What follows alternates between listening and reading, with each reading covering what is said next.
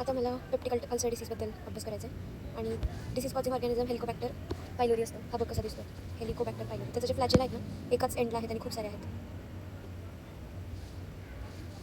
Peptic ulcer disease बघ कसा असा gastric ulcer, duodenal ulcer cause करतो. इथं काय काय दाखवलं बघ तुम्ही. लायपोपॉलिसॅकराइड adhere to host, मग इन्फ्लेमेशन होतं. Outer membrane proteins adhere to host, flagella bacterial motility देतो. Secretory enzymes, mucinase, protease, lipase, exotoxins, vacuolating toxin आहे. Effector proteins, CAGA, actin remodelling changes in morphology. काय काय दिलं ह्यांनी वेगवेगळ्या गोष्टी. तर फायनली फोटो बघितला त्याचा आता मला अभ्यास करायचा आहे पेप्टिक अल्सर डिसीजचा.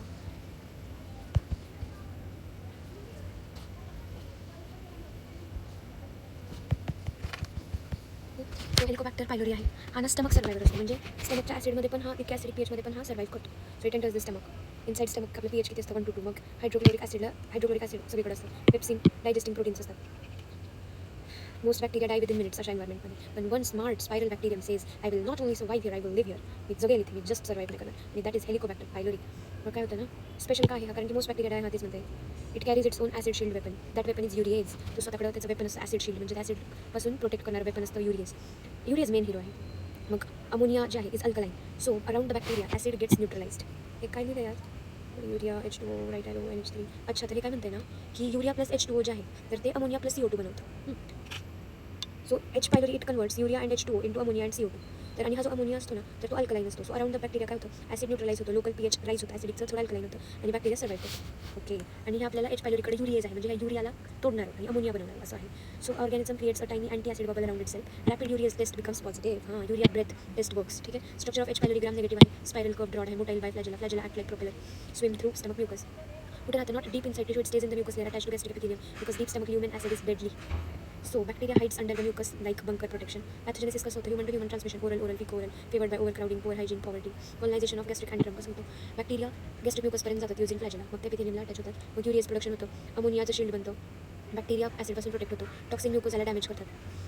कोणकोणते इंपॉर्टंट टॉक्सिन आहेत, वॅक्युलेटिंग टॉक्सिन. त्या फोटोमध्ये सगळ्यात पहिल्या फोटोमध्ये आपण पाहिलं होतं. तर जे वॅक्युलेटिंग टॉक्सिन आहे ना तर ते काय करतं, त्या म्युकोजामध्ये होल तयार करतं, सेल्समध्ये होल तयार करतं, वॅक्युल्स तयार करतं. त्यामुळे त्याचं नाव आहे वॅक्युलेटिंग टॉक्सिन. आणि कॅग ए हे बघितलं होतं आपण. याचं काय, cytotoxin, C for cytotoxin, A for associated, G for gene. So cytotoxin associated gene आहे ना ए.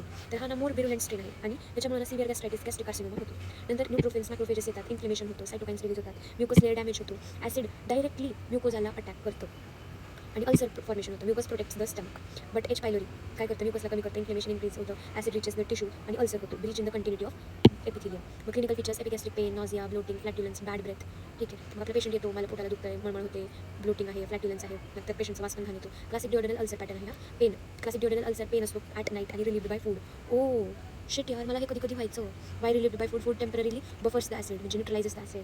ओके, पण मला पेन नव्हता व्हायचा. ठीक आहे, इथे पेन आहे. लॉंग टर्म कॉम्प्लिकेशन काय काय आहेत, क्रॉनिक गॅस्ट्रायटिस, पर्सिस्टंट इन्फ्लेमेशनमुळे, गॅस्ट्रिक एट्रोफी, ग्लँड डिस्ट्रॉय झाल्यामुळे, intestinal metaplasia, stomach cells intestinal type सेल्समध्ये कन्वर्ट होतात, डिस्प्लेसिया, मग कॅन्सर होतो, can lead to gastric adenocarcinoma, MALT lymphoma, mucosa associated lymphatic tissue lymphoma. नंतर MALT lymphoma may regress after eradication of H pylori. Lab diagnosis कसं करायचं आता, invasive test, endoscopy, rapid urease test केली की मग आपल्याला ते पॉझिटिव्ह येणार, बायोप्सी टिश्यू करायचं, टिश्यू बायोप्सी करायची आणि युरिया मीडियममध्ये त्याला ठेवायचं. इफ युरियाज इज प्रेझेंट मग अमोनिया प्रोड्यूस होणार, पीएच राईज होणार, कलर चेंज होणार आणि ही फास्ट टेस्ट आहे. मायक्रोस्कोपीमध्ये सिल्वर स्टेन और ग्राम स्टेन शोज स्पायरल बॅसिल आहे. Culture reads chocolate agar campylobacter media for H pylori आणि मायक्रो एरोफिलिक एन्व्हायरमेंट. अच्छा, non invasive test, urea breath test. Patient drinks labelled urea. जर बॅक्टेरिया प्रेझेंट असेल तर urease break the urea into labelled CO2 आणि that appears in breath. हे आयनायसिडिटीसाठी important आहे की practical डिसीजमध्ये आपण नॉन इन्वेसिव्ह टेस्ट ही urea breath taste करतो.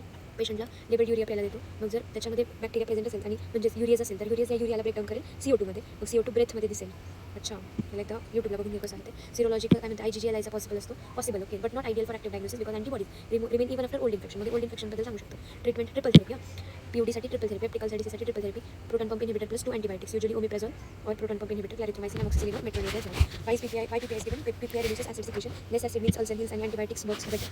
So memory story आपण काय करायची, एक imagine a spiral snake entering acid lake. मग तिथं जाऊन it carries a flagella boat, ammonia shield, back bomb, CAGA missiles, cytotoxic associated gene A missiles, vacuolating A bomb. मग ते काय करणार, burn holes in the stomach wall आणि that is H pylori ulcer होणार. नंतर आपल्याला बघायचं प्युडोमेम्ब्रेनस कोलायटिस. ठीक आहे, ते बघण्याच्या आधी ना पुस्तकात काय काय दिलं जरा बघू दे. सो PUD बद्दल सांगितलं मी सगळ्यात आधी, H पायलोरीबद्दल बघितलं. इम्पॉर्टंट आहे. नंतर बघूया कसं आलं H पायलोरी. नंतर incubation period, begins with mild acute gastritis. Invasive test, endoscopy, microscopy, culture, identification, direct urease test, non-invasive test, urea blood test, serology, rapid test. Treatment, first line PPI with clarithromycin, amoxicillin, metronidazole.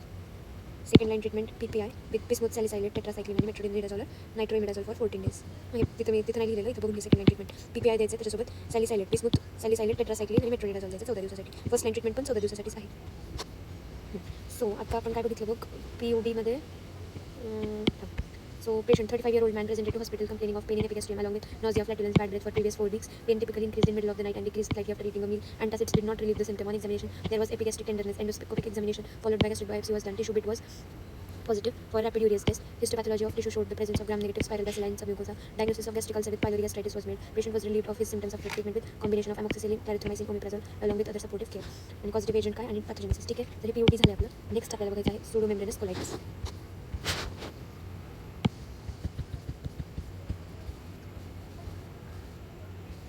So सुडोमेम्ब्रेनस colitis 17 वेळा नाव ऐकलं आपण, पण आपल्याला काय माहिती नाही आहे, तर आता हे समजून घ्यायची वेळ आहे.